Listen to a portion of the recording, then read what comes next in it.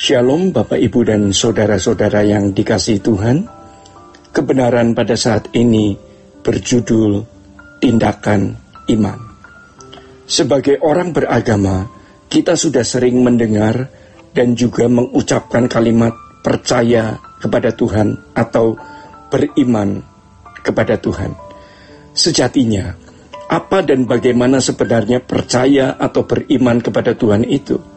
Di lingkungan orang-orang yang tidak menghargai nilai-nilai agama, tidak mudah mengucapkan kalimat percaya atau beriman kepada Tuhan, terutama mereka yang hidup di masyarakat yang pengaruh agamanya sangat tipis, lalu masyarakatnya berpikir bebas. Mereka lebih senang mengaku dirinya sebagai free thinker, seperti di negara-negara barat. Tetapi kalau di masyarakat yang menjunjung tinggi hal keberagamaan seperti di Indonesia, dikesankan dan memang dianggap bahwa percaya atau beriman kepada Tuhan itu mudah. Sebenarnya percaya atau beriman kepada Tuhan yang benar itu bukan sesuatu yang sederhana. Ini tidak berlebihan ya. Keyakinan biasanya bertalian dengan persetujuan pikiran. Ketika pikiran setuju kepada sesuatu itu diyakini dan diyakini benar. Atau dengan kata lain, pengaminan akali. Amin artinya ya, artinya benar. Sedangkan percaya atau beriman adalah perbuatan. Seluruh cara berpikir dan gaya hidup, sehingga tidak ada bagian dalam hidup kita yang kita lakukan di luar iman. Di dalam Ibrani pasal 11 ayat yang ke-6 dikatakan sebagai berikut. Tetapi tanpa iman tidak mungkin orang berkenan kepada Allah. Sebab barang siapa berpaling kepada Allah, ia harus percaya bahwa Allah ada dan bahwa Allah memberi upah kepada orang yang sungguh-sungguh mencari Dia.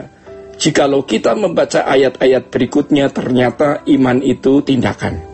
Seperti tindakan Abraham yang meninggalkan Ur Kasdim dan menyerahkan dirinya kepada suatu janji yang Elohim Yahweh katakan akan membawanya ke negeri yang Yahweh akan tunjukkan kemudian.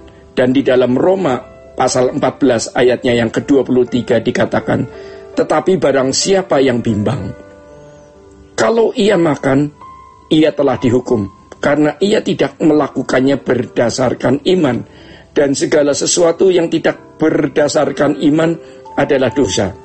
Kalimat ini jarang diangkat ke permukaan. Ini terkait dengan 1 Korintus pasal 10 ayatnya yang ke-31 yang bunyinya sebagai berikut.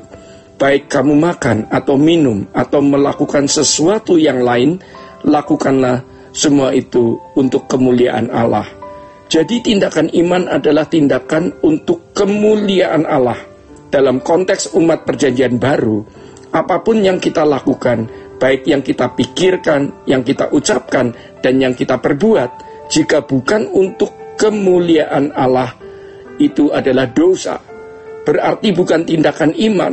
Kalau kita sudah ke gereja, menyanyikan lagu-lagu penyembahan, kita dulu merasa sudah menyembah Tuhan. Tetapi seiring berjalannya waktu, ketika Tuhan mencerai pikiran kita, kita lebih memahami kebenaran. Baru kita sadar betapa miskinnya iman kita, betapa rendahnya kualitas iman kita. Tetapi kita bersyukur, ya saudara-saudara, karena Tuhan masih memberi kesempatan kepada kita untuk menyadari kesalahan kita dan kita bertobat. Maka untuk memahami pengertian percaya atau beriman kepada Tuhan, kita harus mengerti beberapa aspek atau bisa dikatakan dimensi dalam percaya atau beriman kepada Tuhan itu. Yang pertama, percaya itu terkait dengan pengakuan terhadap keberadaan Allah atau terkait dengan eksistensi Tuhan.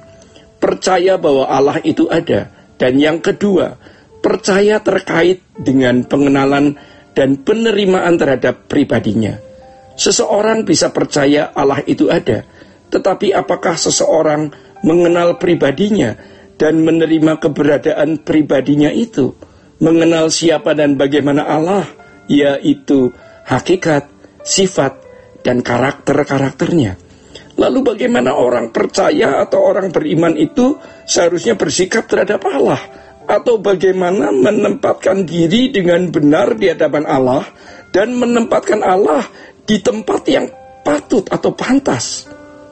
Setelah mengenal lalu penerimaan terhadap pribadinya, kita kenal seseorang, tahu dia ada, tapi apakah kita mengenal pribadi orang itu dan menerima keberadaannya?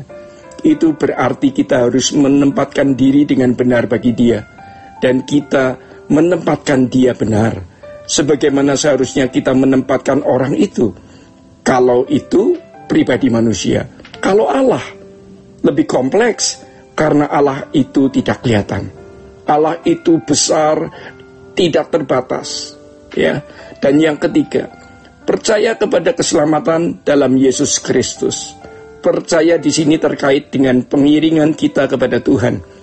Percaya kepada Yesus bukan berarti dapat menggunakan Tuhan untuk kepentingan kita.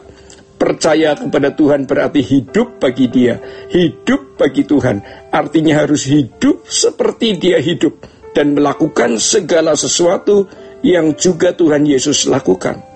Kita tidak boleh putus asa kalau kita gagal atau jatuh bangun, karena memang ini kehendak dan rencana Allah. Kita harus berambisi kuat bagaimana kita menghadirkan kehidupan Yesus di dalam hidup kita. Hanya jika kita melakukan itu, barulah benar-benar menyukakan hati Allah. Banyak orang merasa bahwa mereka sudah percaya keberadaan Allah atau percaya bahwa Allah itu ada, tetapi sebenarnya belum.